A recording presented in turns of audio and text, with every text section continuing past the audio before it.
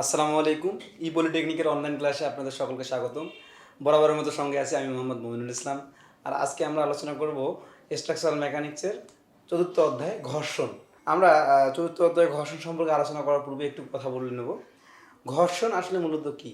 ঘর্ষণ বিষয়টা হচ্ছে দৈনন্দিন জীবনের প্রত্যেকটা কাজে ঘর্ষণ আমাদের অত্যন্ত জরুরি এবং অত্যন্ত অত্যাবশ্যকীয় একটা ব্যাপার। ঘর্ষণ না থাকলে আমরা চলাফেরা করতে পারতাম না, এক জায়গা থেকে অন্য জায়গায় যাওয়া আসা করতে পারতাম না। ঘর্ষণের কারণেই আমরা প্রত্যেকটা ক্ষেত্রে ঘর্ষণের কারণে আমরা প্রত্যেকটা ক্ষেত্রে আমরা সুবিধা পাচ্ছি। ঘর্ষণ থাকার কারণে আমরা রাস্তায় গাড়ি চালিয়ে দ্রুত এক জায়গা থেকে অন্য জায়গায় যাইতে পারতেছি। ঘর্ষণের কারণে আমরা এক এক এক স্থান থেকে অন্য স্থানে যেমন মাল সামানা উঠানামাও করাইতে পারতেছি। আসলে মূলত ঘর্ষণ ব্যতিরেকে কখনো একটা মানুষকে দৈনন্দিন জীবন কল্পনা করাই যায় না। ঘর্ষণের অত্যাবশ্যকীয় এতটাই। তো আমরা ঘর্ষণ আলোচনা করার পূর্বে এখানে একটু বোর্ডে লক্ষ্য করবো যে আমরা কী কী বিষয় নিয়ে আলোচনা করব। এখানে আমরা যদি ঘর্ষণ চ্যাপ্টারটা আলোচনা করতে যাই সেক্ষেত্রে আমাদের কী কী বিষয় লাগবে। মূলত ঘর্ষণ কাকে বলে বা ঘর্ষণের সংজ্ঞা এটা সম্পর্কে আমরা এখানে আলোচনা করব। ঘর্ষণের প্রকারভেদ সম্পর্কে আলোচনা করব। এরপরে ঘর্ষণ কোণ, অ্যাঙ্গেল অফ ফ্রিকশন, ঘর্ষণের কী অবস্থান বা কোণটা এটা কী সেটা সম্পর্কে আলোচনা করবো। এরপরে আমরা আলোচনা করব ঘর্ষণ সহগ, কোএফিসিয়েন্সি অফ ফ্রিকশন। এতটা আলোচনা করার পরেও আমাদের আরও কিছু বিষয় থাকবে যেগুলো আমরা পরবর্তী লেকচারগুলোতে আলোচনা করবো ইনশাল্লাহ। আর আরেকটা বিষয় হচ্ছে যে আমাদের ঘর্ষণ আলোচনা করার পরে ঘর্ষণ সম্পর্কিত কিছু রিলেটেড ম্যাথ আছে, সেগুলো আমরা পরবর্তী লেকচারে আলোচনা করব। তো বেশি কথা না বাড়ে আমরা সরাসরি বোর্ডে চলে যাই। ঘর্ষণ, প্রথমত আমরা দেখি যে ঘর্ষণ কাকে বলে। ঘর্ষণটা কি?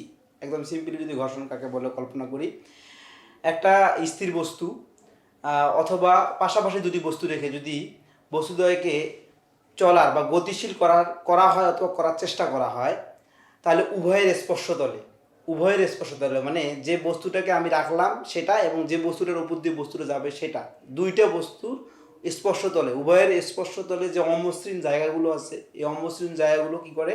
গতিপ্রাপ্ত করতে বাধা প্রদান করে। এই বাধাকে বলা হয় ঘর্ষণ, আর বাধা প্রদানকারী বলকে বলা হয় হচ্ছে ঘর্ষণ বল। ক্লিয়ার? আরেকবার একটু বিষয়টা বুঝি।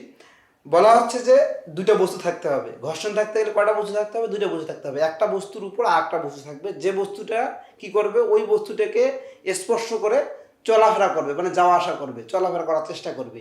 এই বস্তু দ্বয়ের স্পর্শতল, অর্থাৎ যে জায়গাটার মধ্যে স্পর্শ করবে বস্তু দুটা, একটা আর একটাকে স্পর্শ করবে যে জায়গাটার মধ্যে, এই জায়গার অমসৃণ তল। আমরা অমসৃণ তল বলতে বোঝাচ্ছি হচ্ছে, ধরেন একটা রাস্তার উপর দিয়ে একটা গাড়ি চলাচল করতেছে, একটা রাস্তার উপর দিয়ে গাড়ি চলাচল করতেছে, তাহলে গাড়ির কোন অংশটা স্পর্শ করতেছে? গাড়ির চাকাটা স্পর্শ করতেছে হচ্ছে রাস্তাকে, গাড়ির চাকাটা রাস্তাটাকে স্পর্শ করতেছে।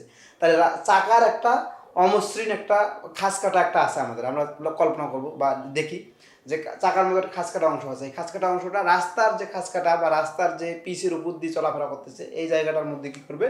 একটা কি বাধার সৃষ্টি করবে। এই যাওয়া আসার জন্য অমসৃণ জায়গাগুলো একটা অপরটাকে বাধা প্রদান করবে। এই বাধাকে কি বলা হচ্ছে? ঘর্ষণ। আর বাধা প্রদানকারী যে বলটা, যে বলের কারণে বাধা দিচ্ছে, এই বাধা প্রদানকারী বলটাকে বলা হচ্ছে ঘর্ষণ বল। আর আমরা ঘর্ষণ বলকে এফ দ্বারা প্রকাশ করি। কি দ্বারা প্রকাশ করি? এফ দ্বারা ঘর্ষণ বলকে প্রকাশ করি।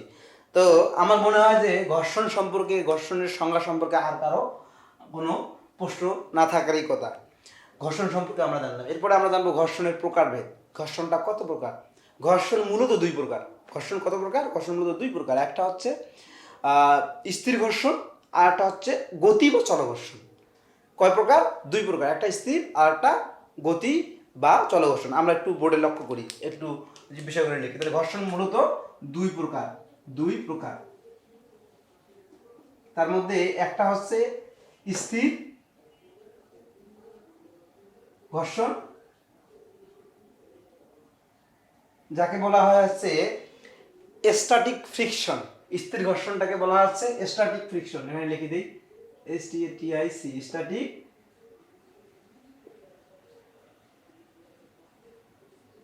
Static friction. আর একটা হচ্ছে চল ঘর্ষণ বা গতি বা চল ঘর্ষণ। গতি অবলিক চল ঘর্ষণ, এটা হচ্ছে kinetic.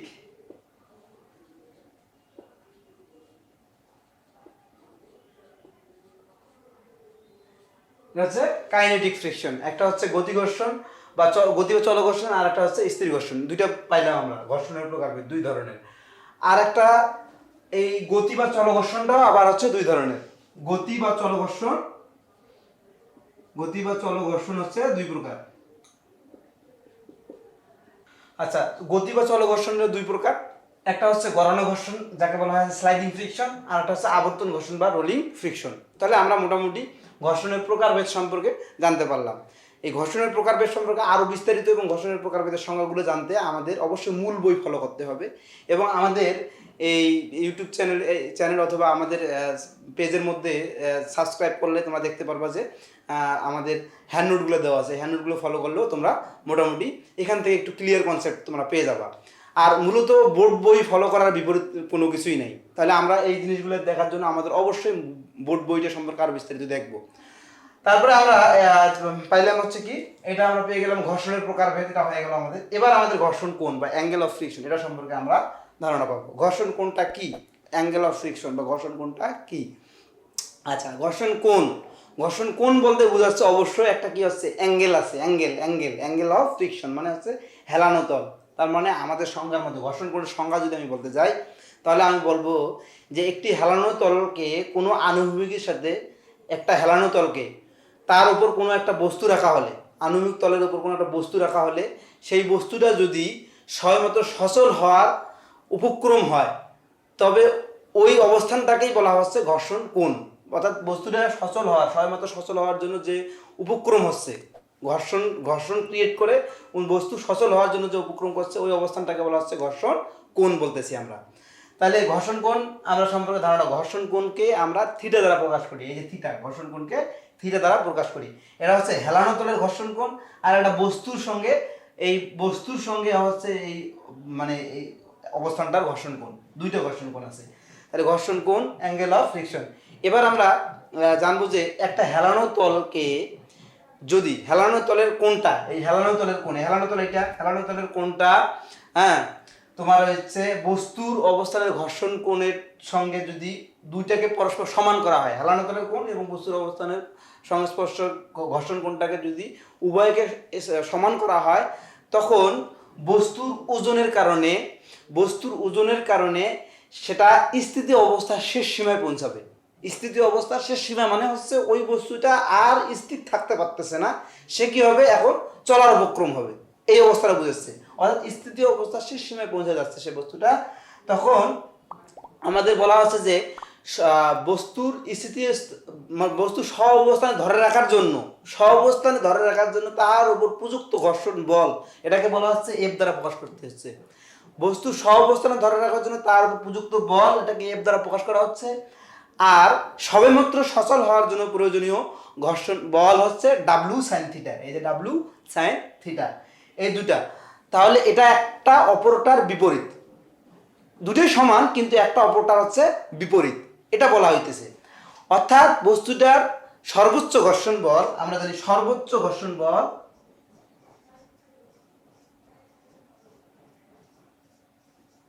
F equal to W sin theta। আমরা বুঝলাম কি সর্বোচ্চ ঘর্ষণ বল F equal to W sin theta। আর একটা হচ্ছে কি সর্বোচ্চ ঘর্ষণ বল F equal to W sin theta, আর একটা হচ্ছে লম্ব প্রতিক্রিয়া বল। লম্ব প্রতিক্রিয়া বলটা কি, আর যে অবস্থায় বস্তুটা আছে, একটা বস্তু যদি আমি কোনো একটা অবস্থানের উপর রেখে দেই, সেই বস্তুটা কি করবে, ওই বস্তুটার মানে যে জায়গাটার উপর রাখলাম তার উপর একটা কি করবে, বল দেবে, সেইটাই আবার কি করবে, ওই বলটাকে প্রতিহত করবে। এই প্রতিহত অবস্থাটাকে বলা হচ্ছে লম্ব প্রতিক্রিয়া বল। অর্থাৎ যে অবস্থানে বস্তু রাখছি সেই অবস্থানে লম্ব বরাবর যে প্রতিক্রিয়া বলটা দেবে সেটা হচ্ছে লম্ব প্রতিক্রিয়া বল। তাহলে লম্ব প্রতিক্রিয়া বল হচ্ছে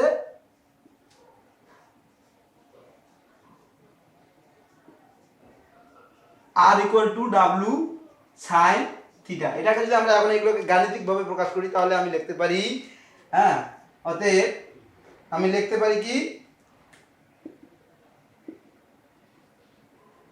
F by R equal to, এখানে দেই F by R equal to W sin theta divided by হচ্ছে W cos theta। এখন আমি লিখতে পারি হচ্ছে tan theta। তাহলে f বাই r সমান লিখতে পারি w sin থিটা বা w cos থিটা সমান সমান আমি লিখতে sin থিটা বা cos থিটা সমান সমান আমি লিখতে পারি হচ্ছে tan থিটা। তাহলে এই ঘর্ষণ কোণ সম্পর্কিত এইটুকু আমরা জানতে পারলাম। মোটামুটি এটা সম্পর্কে আরো বিস্তারিত বইয়ের মধ্যে দেখতে পারবা বা আমার হ্যান্ড নোটটা দেওয়া আছে এখানে তোমরা আরো দেখতে পারবা বিস্তারিত। এরপরে আমাদের আছে হচ্ছে ঘর্ষণ সহগ বা কোএফিসিয়েন্সি অফ ফ্রিকশন। এটা কাকে বলা হয়? ঘর্ষণ সহগ বা কোএফিসিয়েন্সি কাকে বলা হয়? দুটো বস্তুর মধ্যে ঘর্ষণ বল, যখন দুটো বস্তুর মধ্যে ঘর্ষণ বল F এবং তোমার হচ্ছে ঘর্ষণ বল F আর হচ্ছে লম্ব প্রতিক্রিয়া বল হচ্ছে R, এর অনুপাতকেই বলা হচ্ছে ঘর্ষণ সহগ।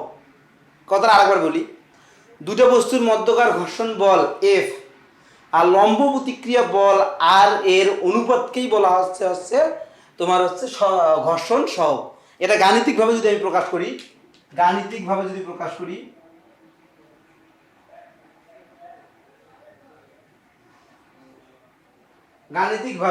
আচ্ছা ঘর্ষণ সহগ এটাকে আবার মিউ দ্বারা প্রকাশ করা হয়। ঘর্ষণ সহগটাকে কি দ্বারা প্রকাশ করা হয়? মিউ দ্বারা প্রকাশ করা হয়। তাহলে গাণিতিকভাবে ঘর্ষণ সহগ মিউ ইকুয়াল টু লিখতে পারি আমি হচ্ছে F বাই R সমান সমান আমি লিখতে পারি হচ্ছে এই যে F বাই R সমান w sin theta w cos theta সমান সমান আমি লিখতে পারি এখানে ডাইরেক্ট tan থিটা। ক্লিয়ার? তাহলে ঘর্ষণ সহগটা কাকে বলা হয়? যখন দুটো বস্তুর মধ্যকার ঘর্ষণ বল F এবং লম্ব প্রতিক্রিয়া বল এর R এর অনুপাতকে ঘর্ষণ সহগ বলা হচ্ছে। আর ঘর্ষণ সহগকে প্রকাশ করতেছি আমি মিউ দ্বারা। গাণিতিকভাবে মিউ সমান সমান আমি লিখতে পারি F বাই R সমান সমান আমি এই যে F বাই R সমান w sin theta w cos theta tan theta, আমি F বাই R লিখতে পারি tan থিটা। তাহলে mu equal to F by R অথবা tan থিটা এগুলো সমান। তাহলে আমি এখানে আমি যদি এটাকে ভেঙে লিখি তাহলে এখানে মিউ ইকুয়াল টু কি? মিউ ইকুয়াল টু হচ্ছে ঘর্ষণ সহগ, থিটা ইকুয়াল টু কি? ঘর্ষণ কোণ। তাহলে F ইকুয়াল টু কি? F ইকুয়াল টু হচ্ছে সর্বোচ্চ ঘর্ষণ বল।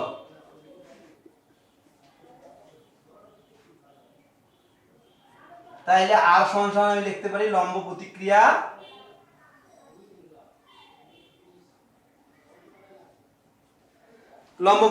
বল, এটা R সমান আমি লিখতে পারি। তাহলে আমরা ঘর্ষণ সহগ সম্পর্কেও একটু বুঝতে পারলাম। তো আমরা একটু সামারাইজ করি যে প্রথম থেকে আমরা কি পাইলাম। তাহলে আমরা ঘর্ষণের যে সংজ্ঞা সেটা সম্পর্কে আমরা জানতে পারলাম। প্রথমত ঘর্ষণ কাকে বলে সেই সংজ্ঞা জানতে পারলাম। ঘর্ষণের প্রকারভেদ কি, সেটা কত প্রকার কি কি এবং সেগুলো সম্পর্কে আমরা ধারণা পাইলাম। এরপর ঘর্ষণ কোণটা কাকে বলে এবং ঘর্ষণ কোণটা কিভাবে ব্যাখ্যা করলাম সেটা আমি এখান থেকে জানতে পারলাম। এরপর ঘর্ষণ সহগ কাকে বলে এবং ঘর্ষণ সহগের গাণিতিক ব্যাখ্যাটা আমি জানতে পারলাম।